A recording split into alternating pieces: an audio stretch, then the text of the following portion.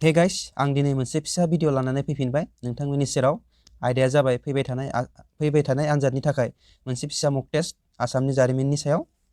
आं बिदिनो नोंथांमोननि सेराव गोदान भिडिअ लानानै फैबाय थागोन नोंथाङा जुदि दासिमबो चेनेलखौ साबस्क्राइब खालामाखैब्ला चेनेलखौ साबस्क्राइब खालामना आंखौ सापर्ट खालाम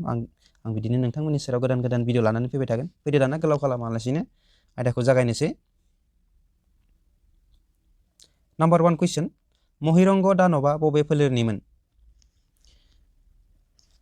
बेयाव ऑप्शन मोनब्रै होनाय दङ बे ऑप्शन मोनब्रैफोरनि गेजेराव राइट आन्सारा जागोन ऑप्शन ए कसारी दानब राज फोलेरनि बे भिडिअआव आं इम्पर्टेन्ट कुइसनफोरखौल' लानानै फैदों बेफोर माखासे कुइसनफोरनि सायाव आं सिगाङावनो भिडिअ बानायखाबायमोन ओंखायनो आं फोरमायबाय थाला खालि राइट आन्सारखौल' बुंलांबाय थानोसै आरो आं राइट आन्सारखौ बुंनायनि सिगां राइट आन्सारखौ खालामनो नाजाबानो जाबाय फैदो दाना नाम्बार 2 कुइसन महाभारतआव मुंख'नाय नरकनि फिसाज्ला सोरमोन जाय कुरुक्षेत्रनि दावहायाव कौरवफोरनि जानानै नांदोंमोन बेयाव राइट आन्सारा जागोन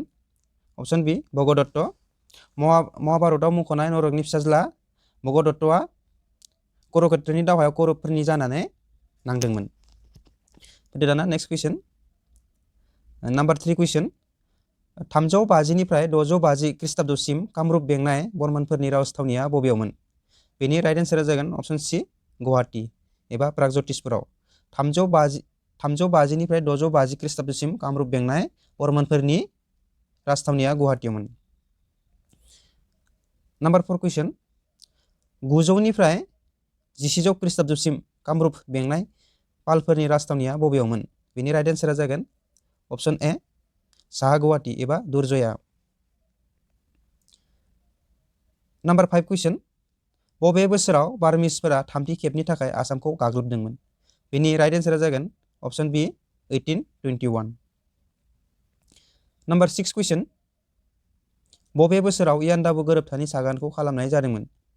बेनि राइट आन्सारा जागोन ऑप्शन सी 24 फेब्रुवारि 1826 नाम्बार 7 कुइसन सोर आहम राजाखौ बामुनि कुंवर होनना मोनथिनाय जादोंमोन बेनि राइट आन्सारा जागोन सुदांफा आहम राजाखौ बामुनि कुंवर होननाबो मोनथिनाय जादोंमोन फैदो दाना नेक्स्ट कुइसनाव नाम्बार 8 कुइसन ददर आली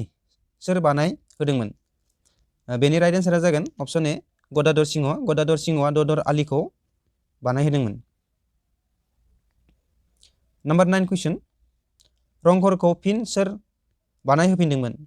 बेनि राइट आन्सारा जागोन ऑप्शन सी प्रमोद सिंह रंघरखौ फिन प्रमोद सिंहआ बानायहोफिनदोंमन नाम्बार 10 कुइसन सोर आहम राजानि बेंनाय समाव मिर्जुमलाया आसाम गाग्लोबदोंमोन नाम्बार 10 कुइसनाव मा होनदों सोर आहम राजानि बेंनाय समाव मिर्जुमलाया आसाम गाग्लोबदोंमोन बेनि राइट आन्सारा जागोन ऑप्शन ए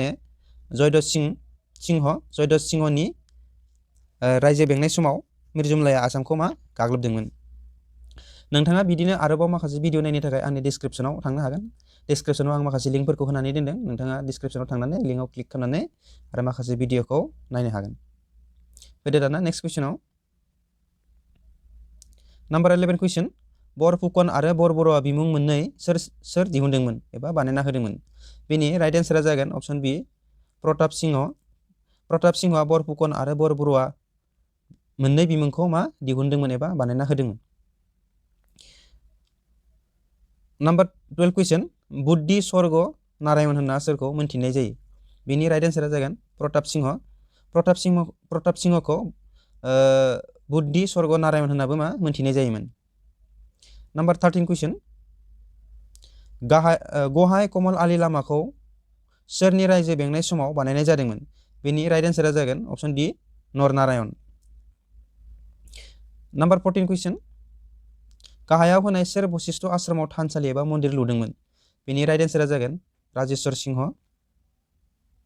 नाम्बार 15 कुइसन असुरनि आलि गोरोबथा बेसेबां मायथाइयाव खालामनाय जादोंमोन मा नामदो असुरनि आलि गोरोबथाखौ बेसेबां मायथाइयाव खालामनाय जादों बेनि राइट आन्सारा जागोन ऑप्शन बी 1639 मायथाइनि फेब्रुवारि दानाव खालामनाय जादोंमोन नाम्बार 16 कुइसन असुरनि आलि गोरोबथा सोरनि गेजेराव जादोंमोन मा होनदों असुरनि आलि गोरोबथाया सोरनि गेजेराव जादोंमोन बेनि राइट एन्सारा जागोन अप्शन सि आल्लाह यार खान आरो मुमाय तामुली बरफुकननि गेजेराव जादोंमोन।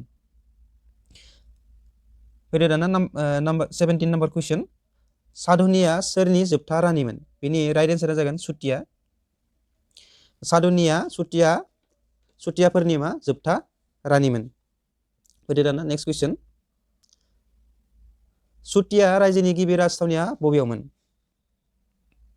बेनि राइट एन्सारा जागोन अप्शन ए स्वर्णगिरि। सुतिया रायजोनि गिबि राजथावनिया स्वर्णगिरियावमोन। नाम्बार 19 कुइसन सोरनि समाव मिर जुमलाया आसाम गाग्लोबना गड़गावखौ गावनि सिङाव लांदोंमोन बेनि राइट एन्सारा जागोन अप्शन सि राजेश्वर सिंह। राजेश्वर सिंहनि समाव मिर जुमलाया आसाम गाग्लोबना गड़गावखौ गावनि सिङाव लांदोंमोन। नाम्बार 20 कुइसन एबा दिनैनि जोबथा कुइसन मुलागा बरुआ सोरनि हेंथायै नांनानै थैनांदोंमोन बिनि फिननाया जागोन राइट एन्सारा जागोन तुरबाक।